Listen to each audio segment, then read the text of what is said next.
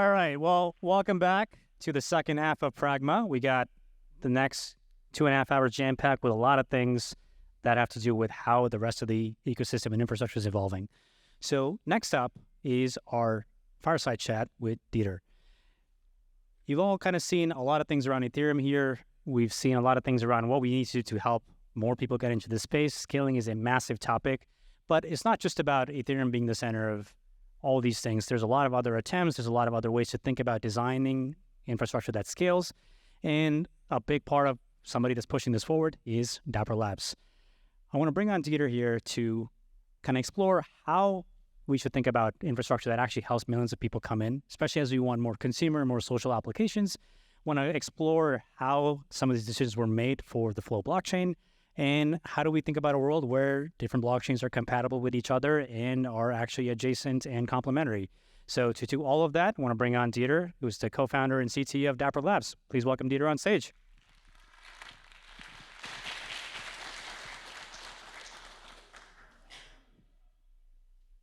Good afternoon. Hello. Thank you for having me, Kartik. I am excited to have a CryptoKitties Dapper Labs reunion here. Yeah, it was great to see the team members up here. It's nice to see that folks have, it's great when folks stay, but I mean, sometimes it's even more gratifying when you see your friends and team members go off and do amazing things on their own. So it's great to see you have some of them here today. It's I think it's just this community that really wants to kind of come in and give back and honestly just tell others about all the cool things that they can do. I think that's, to me, the key thing that actually makes this ecosystem really work really well. It's not just, in a way, just taking and not giving. It's the fact that because there's only a few of us, they want to hang out with each other more. And when you see opportunities like these more and more in different parts of the world, everybody does come in and interacts with each other and wants everybody else to succeed. My kind of first question to you is, I know we've heard a version of this question from some speakers in the past already, but tell us about your background and how did actually Dapper Labs came to be? There's a long version and a short version of that. I'll try and not use the longest version of that. So I joined a company called Axiom Zen in 2013, and everyone was sort of gaga over Bitcoin at that point in time, and so the team there sort of we talked a lot about Bitcoin. We engaged in some Bitcoin hackathons, and it was really interesting, but it didn't seem sort of right for productizing at that time. So when 2017 came along and we sort of saw what was happening in Ethereum, we decided that we really wanted to build something interesting in that space. And so we actually had like a month-long ideation like process, right, where a bunch of us would both synchronously getting together in meeting rooms, but also asynchronously just like exchanging messages on Slack. We came up with just like, over a dozen ideas of cool applications we could build on blockchain. But one of the weirdest was my good friend Max said, let's put cats on the blockchain. And that seemed insane to me. And so I literally said to him, like, what do you mean? He's like, I don't know, but I'm pretty sure we can figure it out. And so that was, that ultimately became CryptoKitties. And so we built CryptoKitties, and we did a bunch of testing. Of course, we launched it here at ETH Waterloo. But like, what's funny about CryptoKitties is that we never expected any kind of success. And I actually was just talking to some students at lunchtime, and they said, like, what advice do you have for us, right? Literally meaning students. And I'm like, so long as you do stuff with the intent of learning, you'll never fail, because it didn't matter whether CryptoKitties succeeded or failed. We would have learned so much from how Ethereum works, but also how people think about this technology and what appeals to them or doesn't appeal to them about this technology. And of course, building CryptoKitties did teach us a lot. I think it taught us that people want to engage with digital assets that they truly own, rather than existing on somebody else's infrastructure. They found things like MetaMask and onboarding into crypto like completely nonsensical and confusing, right? We had millions of people like if we had decent conversion rates, right, and our onboarding funnel didn't include installing a Chrome extension and going through KYC with Coinbase, we would have had a lot more users. But of course, even with the number of users we had, which was probably 100,000-ish, we ended up overwhelming the Ethereum network. And so, I don't think it was a surprise to anyone that Ethereum had scaling issues, but like it was, it really put an asterisk on that. And so both us and I think the whole community really focused on scaling at that point. Our answer, similar to Ilya's answer, I just saw Ilya sitting there waiting for his turn, was that we needed to build something fundamentally different. We built something that we call Flow, and it is a blockchain, and I dare say it's the only blockchain built by somebody who built applications before they built blockchains. And so we were trying to solve the problem of us as dApp developers in terms of what was the platform that we want to build on. And so every, decision point in deciding exactly how our blockchain should be structured was thought of through that lens, both as like, what do we want as developers, but what do we want for our users who are coming to this technology perhaps for the first time. I think that's great. And actually, one thing I want to highlight here is that you're kind of just understating it, but even in 2019, the most popular second best app on terms of usage was like a DeFi app Compound with like 8,000 users. So in 2018 January, getting 100,000 people to try it out is no small thing, because that was a pretty hefty double digits percentage of all of crypto audience. And it was in a way a good moment, because for people in the audience, that also kind of led to the standardization of ERC 721, which you're one of the co-authors of. This is not what you know as NFTs. You kind of saw what the limitations are of Ethereum. Everybody understood what gas is. So we did in a way educate people what gas is and how do you price transactions, whether they wanted to know or not. And we kind of figured out what the limitations are if we want blockchains to be the de facto infrastructure backend of everything we want to do and we want to move everything on chain. 5 years ago was crazy. 4 years ago was slightly less crazy. And we're kind of asymptotically getting to a point where it's actually, in a way, interchangeable from any other database or any infrastructure. And I want to kind of set the stage for like how we want to structure the rest of the conversation, which is effectively CryptoKitties launch. We saw all the articles around we have clogged the Ethereum pipes, which was a very interesting analogy, but it made sense. And that sort of sparked that this clearly isn't working. So what were the things that you really needed to address, and walk us through the inception for the features you wanted to guarantee with Flow? Yeah, when we started it, we were mostly just trying to solve that scalability problem, right? And the solution we ended up coming up with in 2018 actually is not that dissimilar from a blockchain with sort of an intrinsic L2 built into it, right? So we have a separation between the nodes that are forming consensus and the nodes that are doing the state transition. And so you can think of it a little bit like Optimism or Arbitrum, where there's like this one chain that's building the blocks and doing the data availability, and then there's another set of nodes that don't have to engage in consensus, but they have to their job is to do the state transition from, hey, here's the input, what's the output? And by doing this, as we all know from Optimism and Arbitrum, by doing this, we end up with a system that has much better scaling properties, where we can have thousands of nodes participating in the consensus. But the fact that those nodes are relatively slow and couldn't possibly have a giant state space, couldn't possibly process tens of thousands or hundreds of thousands of transactions in a second, isn't a problem, because they're just doing data availability and consensus. And then so long as we have this deterministic state transition function, then we can have a much smaller set of nodes actually executing that without degrading security in any way, shape, or form.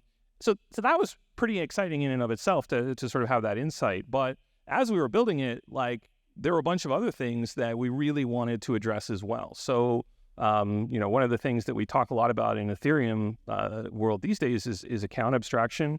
Vitalik was mentioning that this morning, and that's something that we sort of also wanted to build into Flow in the early days, because it really is bonkers that we're supposed to have this one key for one account and we're supposed to hold on to that indefinitely. And in a weird way, it's almost a regression from Bitcoin. So, like even Bitcoin, like the sort of the use case I think that Satoshi imagined for it is that, yeah, we would get tokens coming in on a particular address, but every time we spent them, we would use a new address, right? And many Bitcoin clients sort of encourage that, moving to new addresses and new keys as you sort of naturally as you transition along.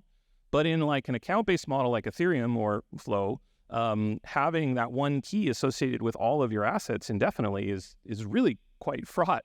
And so I mean, I think the biggest thing that we need to see in Web3 is not just the infrastructure, right? So, this has been built on Flow for a while now. It's obviously come to Ethereum, but we need the usability, right? Like we need the apps to appreciate this and support it. We need the wallets to understand it and support it. We need the users to understand that, actually, we don't want to live in a world where you have 12 magic words that are copied off of your device into a safe deposit box, but actually each of your devices should be generating its own key that never leaves that device. And then your account has multiple keys associated with it. And when one of your devices gets lost or you add a new device, you use key cycling to add devices to that thing instead of copying this like most critical piece of information from one device to another. But of course, a lot of it was not just you can break this down into, okay, we got to come up with some better patterns, which is a kind of abstraction, making it one-stop shop for them to get access to crypto initially instead of the two-step MetaMask KYC flow. But also a lot of these were not just immediately and default supported on the way we did smart contracts. So you kind of talked about how you set up different sort of validator systems, but what kind of led to the creation of a brand new programming language to now solve a lot of this? Yeah, one of the scariest steps we took in the development of Flow was to come up with a new smart contract programming language called Cadence. And it was funny, we were talking to one of our investors and we're like, man, we really don't like EVM. It seems like Solidity is really quite a terrible language, but it's, like the reality is that EVM was designed when people had no idea what blockchains were going to be used for.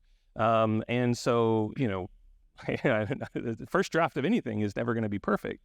And we could do so much better. And it felt like people going to WASM, it was going the wrong direction. It was adopting a programming model that was even less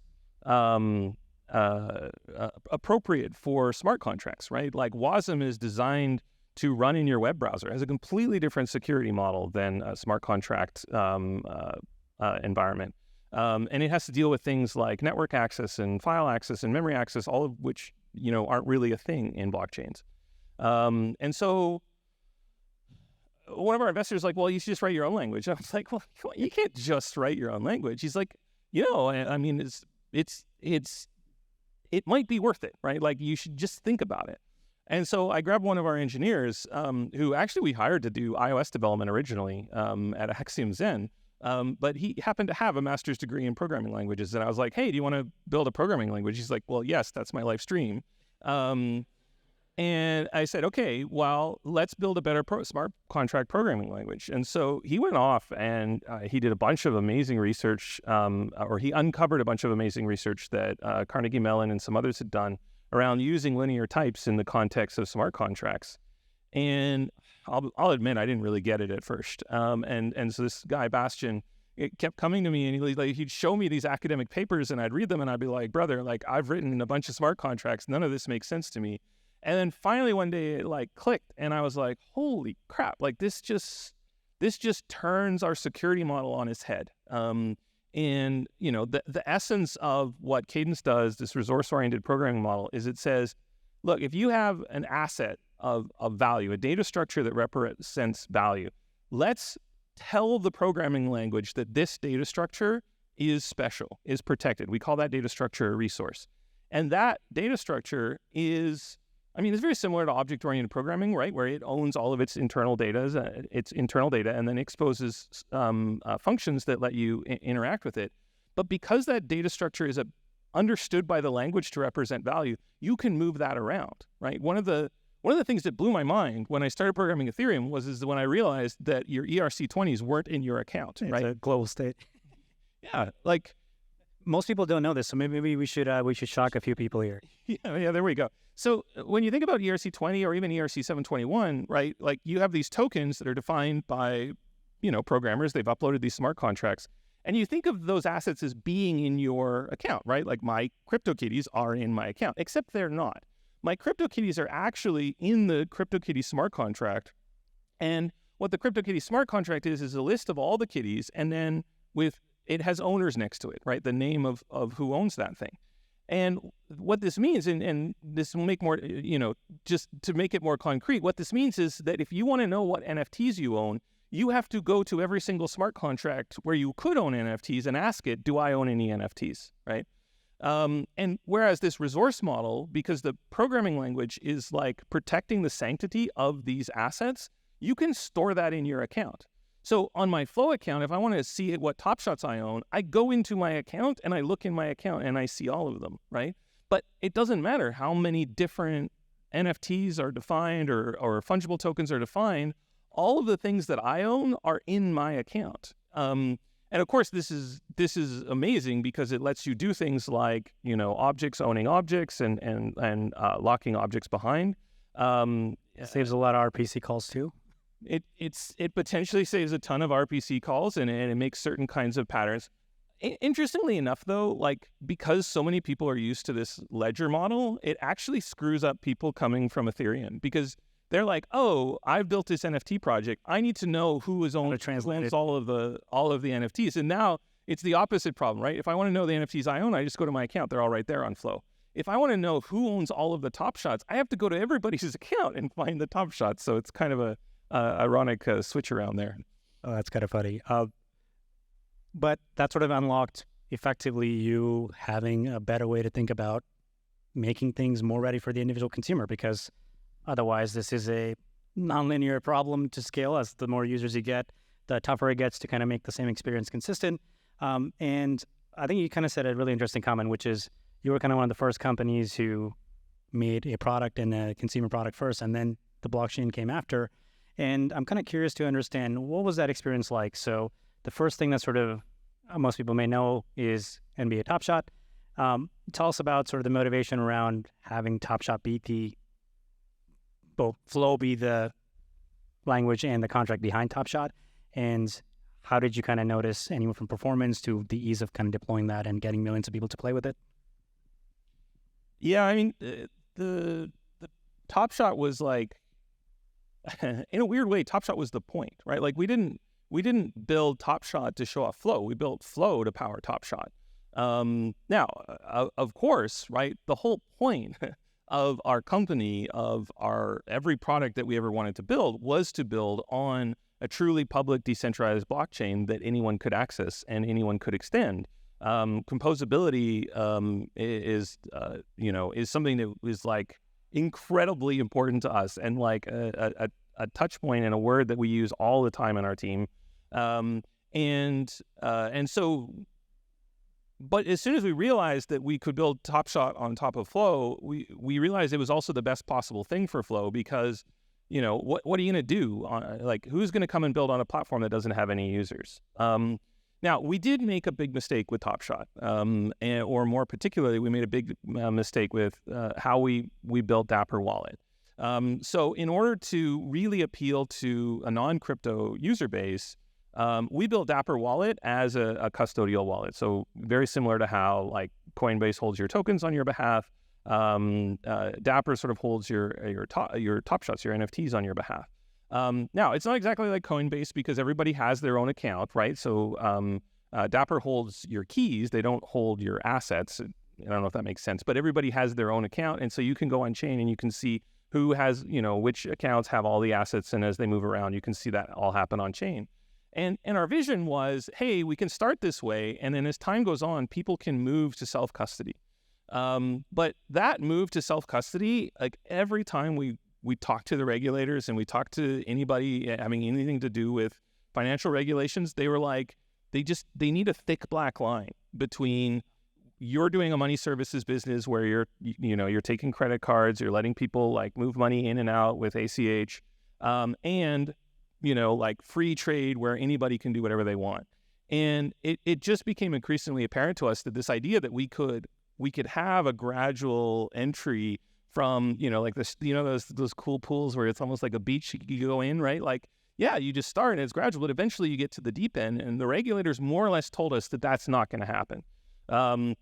And so we're right now in the middle of deprecating Dapper Wallet, right? So it's not going away for anyone who wants to keep using it, but we're encouraging application developers now to use account abstraction. And when people come and sign up for applications, then maybe they just give their email address and the application creates an account for them. But by using account abstraction, we can, when the user is ready to take ownership of that account, they can create a new account, and using account abstraction, they can take control of the account that the application developer created for them. So it really does give the best of both worlds, and I think it's a really powerful technique that we should see more developers use. Way better than you having to keep track of your private key and making sure that you get to either rotate or it doesn't get stolen. That's actually super interesting. What in this model, I guess I'm curious, are we using account abstraction as just the general concept of making it easy for people to use, in a way, non-EOA accounts? Or is it the same definition as what account abstraction would look like on Ethereum 2 in terms of standards?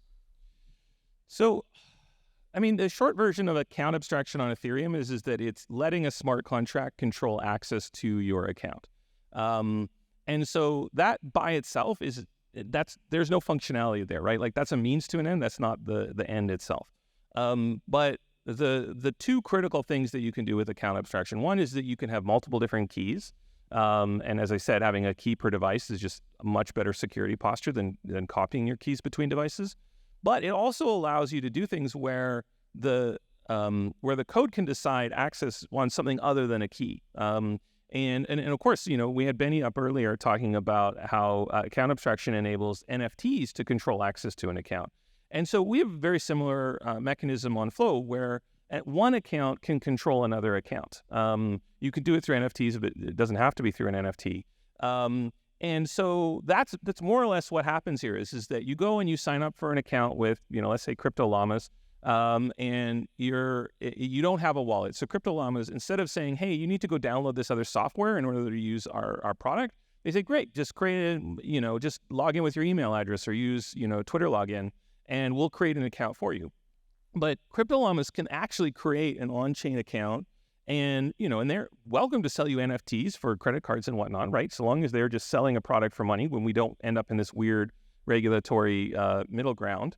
And then when that person is like, hey, I want to go to a marketplace and I want to trade with other users with my Crypto Llamas, the Crypto Llamas team says, great, now you go get a wallet, right? Now that you understand the value of true ownership, right? Go get a wallet.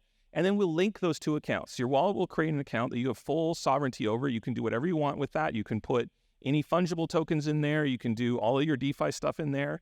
But if you link that account to your Crypto Llamas account, now when you go to your marketplace, say Floaty, which is one of the NFT marketplaces on Flow, you'll be able to see all of your Crypto Llamas as though they were in your main account, even though they've never left this account that you started with.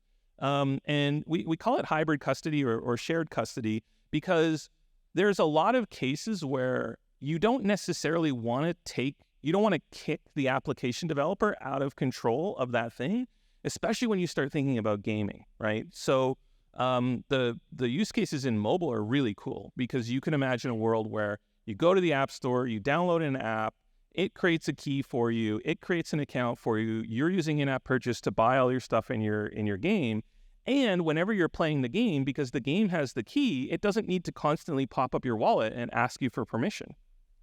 But then you go and you get your mobile wallet, you can link those accounts, you can trade all that stuff. Anything that you're worried, like if you don't trust the game developer perhaps, you can pull some stuff out of that account, but you don't have to, and you can go and trade on any marketplace. You would use your wallet as normal, right? Approving those transactions.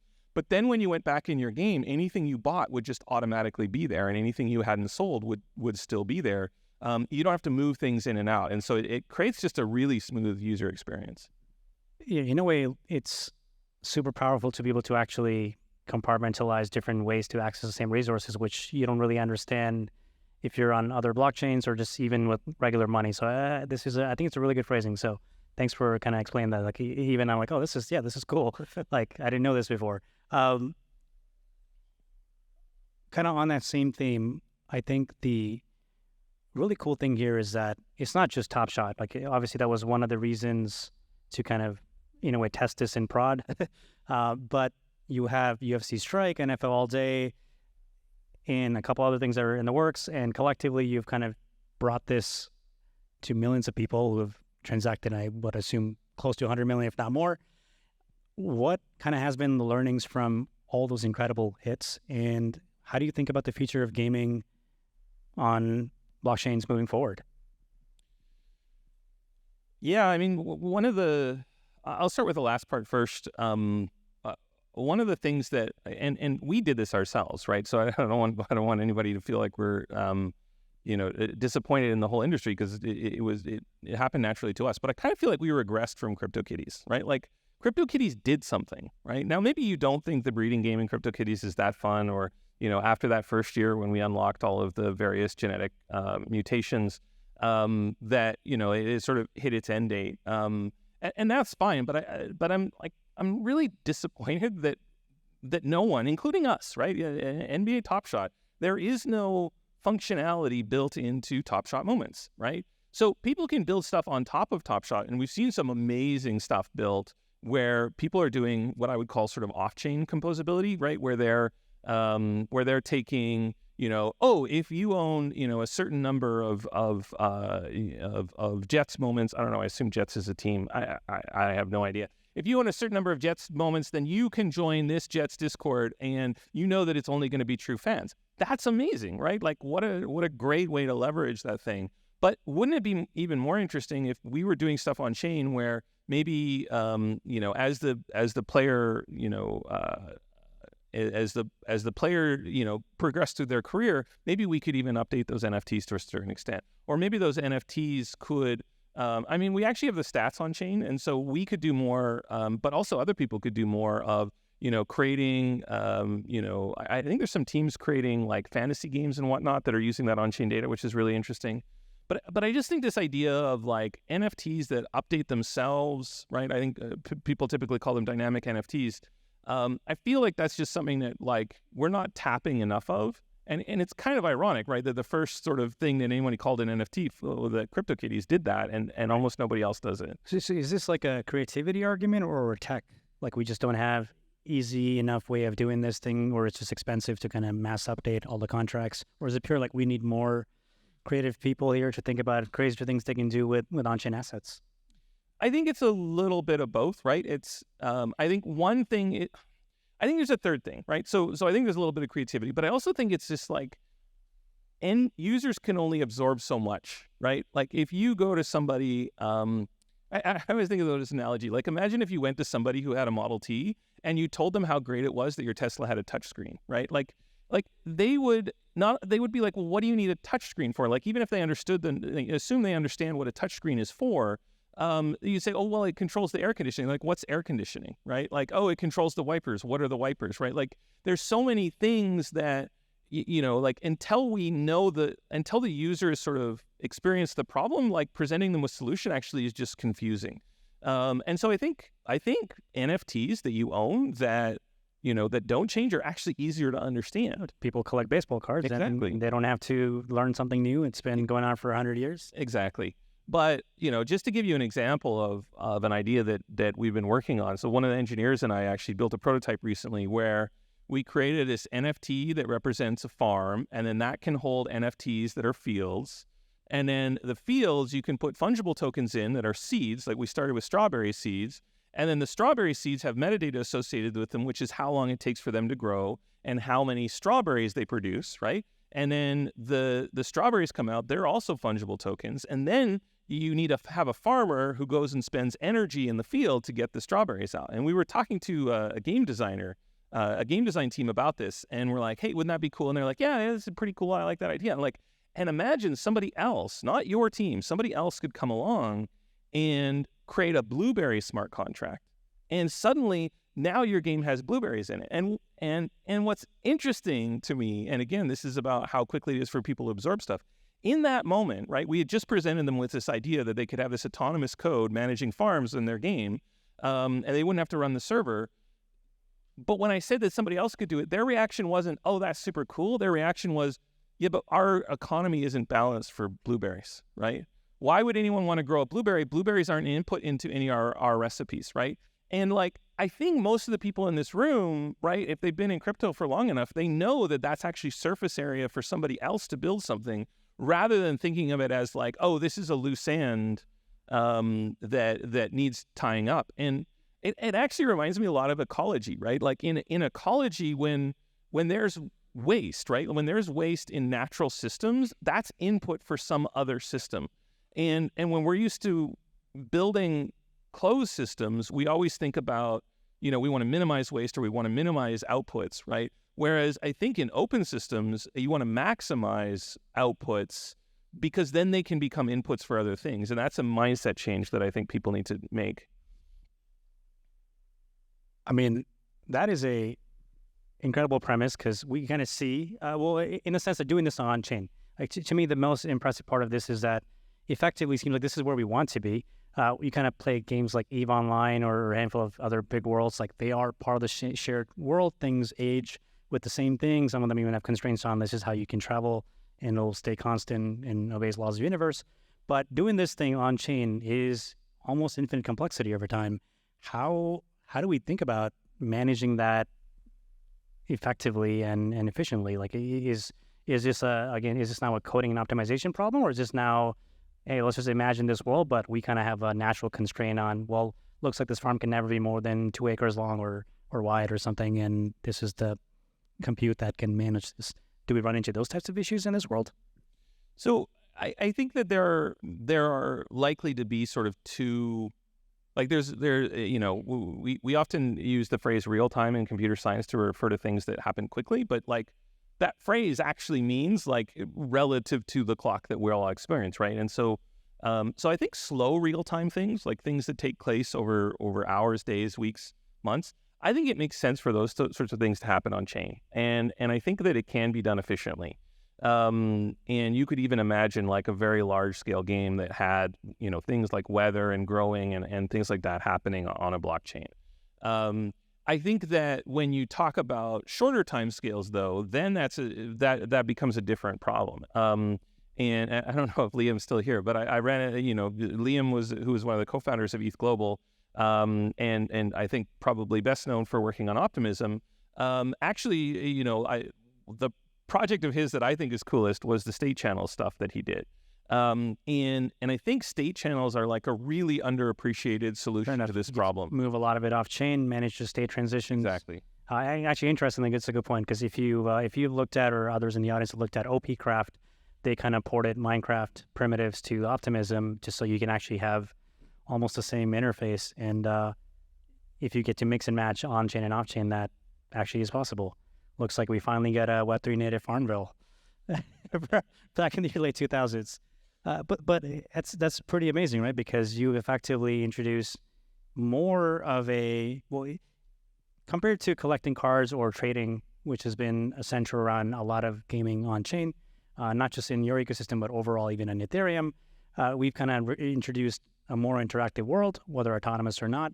But effectively, we're still in a way catching up to how games have been since the late 90s, because we've had player versus player, autonomous players, just players versus robots. All these things happen, and we're slowly moving towards just not being able to differentiate. And I feel like that world is very soon. Like it's maybe a year away, we're talking again, and you can just play that game because somebody else is going to make it. So that seems to me very, very exciting. Well, if they want to build it on Flow, they should come talk to me, because I will happily talk to them about design ideas, and we would. Honestly, I feel like this is one of those things where, like, if someone just built, Dark Forest, right, is a great example, right? Like, perfect did example. Dark Forest have an awesome UI? No. Did Dark Forest have a compelling premise and interesting technology under it? Absolutely, right? And I feel like whether it's a farming game or some other kind of thing where like it naturally makes sense for it to be slow real time so that it can run on a blockchain, we can create like some really, really interesting games. And there is, not everybody wants to just go and shoot things in a first-person shooter. And if you do, that's great. But like, I love games where there's like a longer strategy to it. I used to play a game called Diplomacy, which would take place over a course of weeks when you played it on the internet. Who's ever played Grand Theft Auto to complete the missions? Come on, like. And actually another perfect example, Dark Forest, of actually obeying the same laws of physics. If you are attacking somebody, you're following the same law of gravitation to send your shot from one star to another. And you really got to wait 20 minutes sometimes to reach the other end of the screen because that's the mechanism. But it is highly addictive and like a wonderful premise. Well, even if you're not choosing to build this on Flow, it still sets up a stage for us talking about what the next few years look like on how we think about infrastructure in general. I think the kind of topic here is, in a way, kind of shared consensus and social consensus. Clearly, Flow exists, Near exists, Ethereum exists. These are blockchains that are getting new people. They're going to stay for a while, and people don't have to actually make a decision between one or the other. We're going to be in a multi-chain world. How do you think about what it means for people to interact with different blockchains in that world, and what is kind of considered from your end kind of social consensus? Yeah, it was when we were designing Flow, what kept coming up was that there are certain failure states where you can't expect the software to recover, but that's kind of okay because then the people will recover. And so in particular, when we're talking about Byzantine fault-tolerant systems, there's sort of two failure modes, right? Liveness and safety, right? And liveness failure is when the blockchain stops making progress, and a safety failure is when the blockchain finalizes an invalid state transition, i.e., someone stole someone else's money without their signature, or somebody minted money into their own account against the rules of the smart contract and the blockchain. And what I advocated early on in the team is that liveness failures are actually much less dangerous, because a safety failure, somebody might not notice it, right? If I steal your tokens, it might take you a few days to notice. But if I mint tokens into my account, people might never notice, right? Because who's watching what's going on in my account? And if whereas a liveness failure, everyone notices that immediately. Like as soon as a liveness failure happens, like everyone freaks out. Something is down. Exactly. Whereas you're talking about suddenly a lot more blueberries. Yeah. And so thinking through this lens, one of the reasons why a liveness failure is quote unquote safer is because it engages what I call the social consensus layer, right? And the best example of social consensus is whenever we do a hard fork in Ethereum, or, theoretically, there are two blockchains at that point in time, right? And except in one very notable case, back in 2016, there only ends up being one at the, after the hard fork. But theoretically, that other one can continue on. And the reason why we end up on the new chain and not the old chain is because of social consensus. There's nothing in the code that solves that problem. It's entirely us as people all agree, we all know that the network's upgraded now and that the old rules are the old rules and we want to follow the new rules, so we're all gonna pay attention to this blockchain. And I think that, there's been a lot of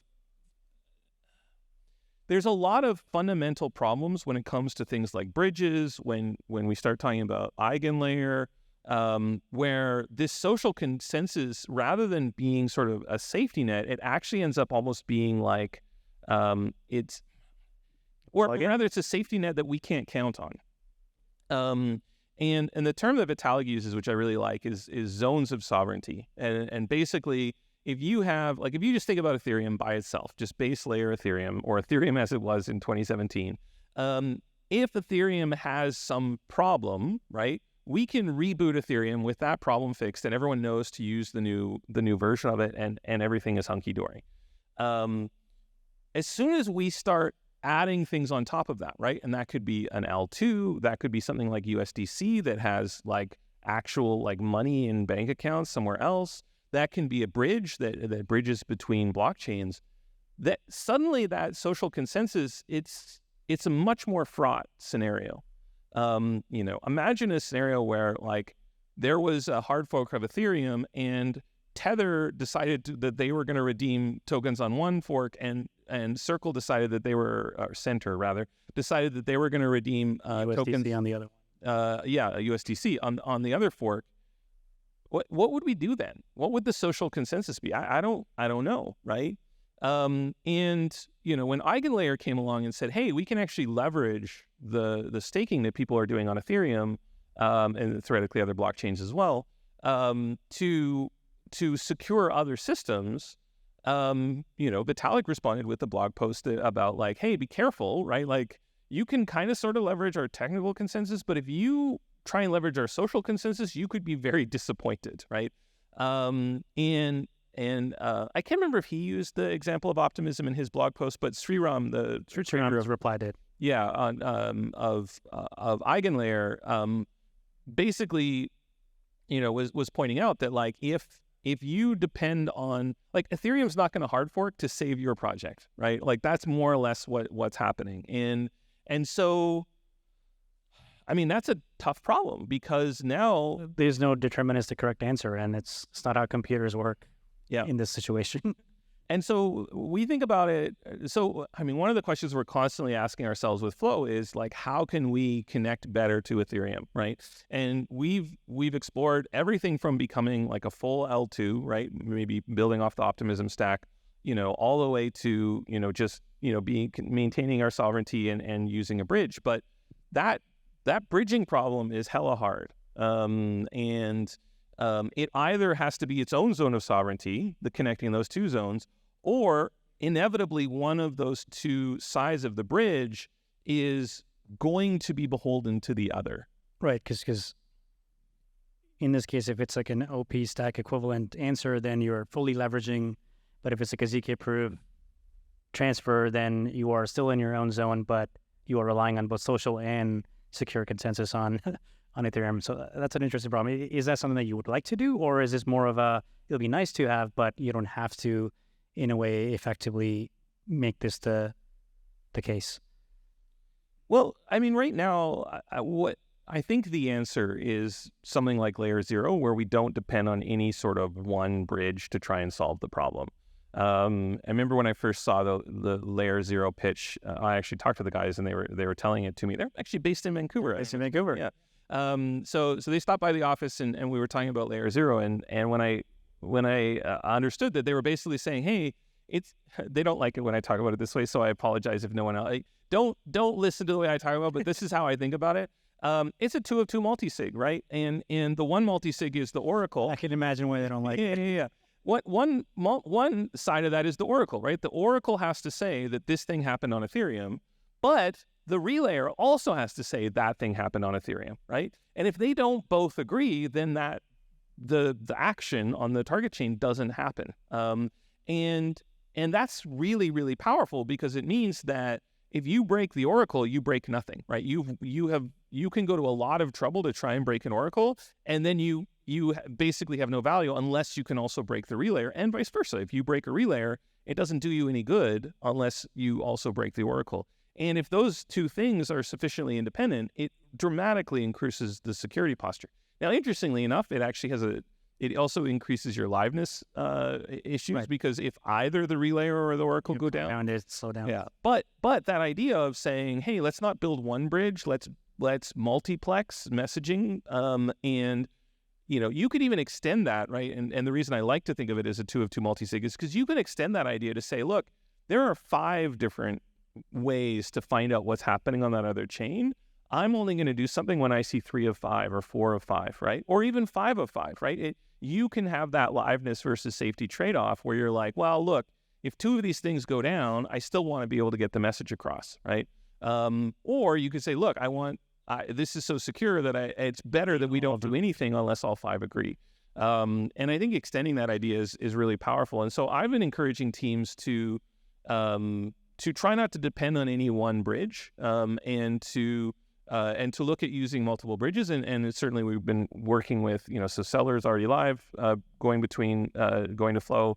And we've been working with LayerZero and Axelar and making sure that there's lots of options there. Oh, that's great. So we are effectively making it easy for people to go from one chain to another and talk with more consumer apps. One last question on this theme of kind of better infrastructure. We kind of talked about better programming languages, better consensus, better account management, better access control. As somebody who's primarily dealing with a lot of images, media files, audio, video, what's kind of annoying still on the storage side for being on chain, and what can we do better on that? I think what's in the thing that I find frustrating is that people think there's only two answers to this question, and I think the correct answer is actually a third thing, right? So what we did with CryptoKitties, what we did with Top Shot is the easy thing, right? Which is that we just store stuff in Google, GCP storage buckets, and everybody knows how that works, right? It's easy to get Cloudflare to put that into their CDN so that it's fast access for everybody who's using it. All of the web devs know how to interact with that. It's great. Problem with that, of course, is that it's centralized. The other thing that everyone knows how to do is, hey, just put the data on chain, right? Could make sense in the case of like an SVG kind of thing. Blockchains are not databases. But blockchains are not actually databases. And what drives me crazy is that, like Flow is designed to have a much larger state space. And so state storage on Flow is actually a little cheaper, quite a bit cheaper than on other blockchains. And unfortunately, I feel like some people are maybe abusing that a little bit, and they're like putting full PNGs and JPEGs in the blockchain. And I think there's got to be a middle ground where we figure out how to leverage IPFS and Filecoin and Arweave to make sure that data is available, but like it doesn't actually need to be on chain because a smart contract never needs to look at it, right?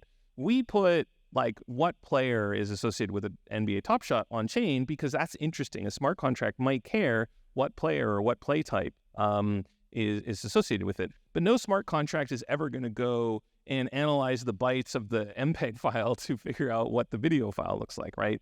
And so I think that storing that data in a decentralized way is the correct thing to do. But what we're missing is tools for users, for DAOs, for people like the Internet Archive to easily go and mirror that data, right? So there's no reason why there shouldn't be a tool that you go to your onto your phone, onto your laptop, and you double click that tool, and it goes and it looks at every one of your accounts, and it figures out all the IPFS hashes that are referenced by the assets that you own, and makes sure that there's a backup of those things. That would be so easy, and easiest thing in the world. There's no good hack for this weekend. Provide that.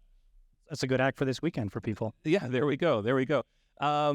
There's no reason why people like the Internet Archive shouldn't be like running IPFS pinning services. There's and of course, like anytime there's a DAO or a user group, like storage is so cheap, right? And so like, could we use Filecoin? Of course. Could we use Arweave? Of course. But like, we don't even need to necessarily go to that level, right? Once we've made it available with IPFS, and once we've made it easy for users to point at whether it's an account or a project or an ecosystem and say, I want that data, then I think that data will be duplicated all over the place. And you could even imagine that being built into clients of the blockchain. One of the things that I've toyed with, ideas I've toyed with and talked to the team about is the idea of like, what if we built that into our API? When you query the blockchain, if there is an IPFS hash in the response, have the node actually resolve that IPFS data and send it back, so that as a DApp developer, I just have to query the chain. Just a single interface. I get all of the data. The data doesn't happen to be literally in the execution state. It just is easy to get to. I mean, that's a very simple enhancement that just simplifies a bunch of requests and keeping data hot. That's cool. Well, my last question to you is something I've asked all the other speakers too, but what does decentralized mean to you, and why do you think it's important? Wow, that's a loaded question. That's a question I spent. How much time do we have? Because that's a question I 3 minutes. 3 minutes. All right, piece of cake. we literally spent hours talking about this when we were starting to build Flow, because I don't know if y'all remember, but in 2018, there was this real mindset, especially among the investors, that there was such a thing as good enough decentralization. And everyone, all the investors would talk to Vitalik, and Vitalik would tell them, look, a truly decentralized system, it needs to have all these participants, and therefore the throughput of that system is going to be limited by sort of not the weakest of the participants, but sort of like the median participant in that network. And so if your system has high throughput, then you're rejecting people from participating in that network, and that's not good. And of course, investors don't like that answer. And so they started telling themselves, well, maybe there's such a thing as decentralized enough, right? We don't need to be, government level security. We need corporate level security. And so as a team, when we were designing Flow, we're like, well, what would that even mean, right? What would decentralized enough even mean? And so we actually dug into why decentralization matters. And we came up with sort of 4 axes on why decentralization matters. And I would argue that none of those 4, that they are worth diluting your system for, right? So one axis, or there's 2 angles of this, but it's basically security and certainty guarantees, right? And there's forward-looking and backward-looking. So backward-looking certainty, what that means is that what happened, right? And that's one of the great things about blockchain is that no one can tell you that such and such happened on Ethereum a year ago when it didn't actually happen. That is impossible to do, provided that you're willing to actually go back and do the math to make sure that the hashes are correct. And so that's pretty remarkable, right? Your bank can't guarantee you that. Your bank could give you, they're audited and et cetera, but the reality is that there's not in the same level of robustness, and yet this is an open system. That's amazing, right? The forward-looking version of that is guarantees that what works today will continue to work tomorrow, right? And obviously, the number one example we can think of that today is the whole Reddit API thing, right? Where the thing that works today isn't going to work tomorrow, and completely destroying a bunch of people's businesses, a bunch of users' ability to interact with this platform. And one of the neat things about blockchains is that they do change a little bit over time, but that's really incredible. The other sort of aspect, or I guess is a 4x4, maybe I'm becoming a consultant now, is the idea of participation. And I think that takes 2 angles. And one is, can I be a part of operating this thing? And you could argue that it doesn't matter, right? If you can trust that the thing is happening, is doing, you're going to have to trust that some other server is doing the correct thing. But I think it's meaningful to be able to run a node and actually participate in the network that holds your stuff. And then of course the other side is censorship resistance, and can I be certain that my stuff is getting equitable access to the blockchain as other people's stuff? And that last one actually is an area where I feel like the folks in Ethereum, and I assume most of you are in the Ethereum community, I feel like you guys could do better, because MEV is almost treated as it's just a thing that has to happen, and rather than a thing that we can prevent. And I feel like we could do better on that one. It is a privilege for people to actually, in a way, take advantage of any extractable value. Yeah. No, you're right. It's a really good phrasing. So it seems like MEV is not possible on Flow. Well, so MEV is possible on Flow, but it's a much more complicated thing, because we have the block time would actually make it slightly harder too, I assume. Well, you can't, there is no single actor in the network that knows all of the transactions that are going to be in a block at the time that the block is formed, right? So it's very similar to proposer builder separation, with the exception that there's actually multiple proposers per block, and the order in which those proposals are executed is unknown ahead of time. And so it's much more difficult to execute certain kinds of sandwich attacks. Yeah.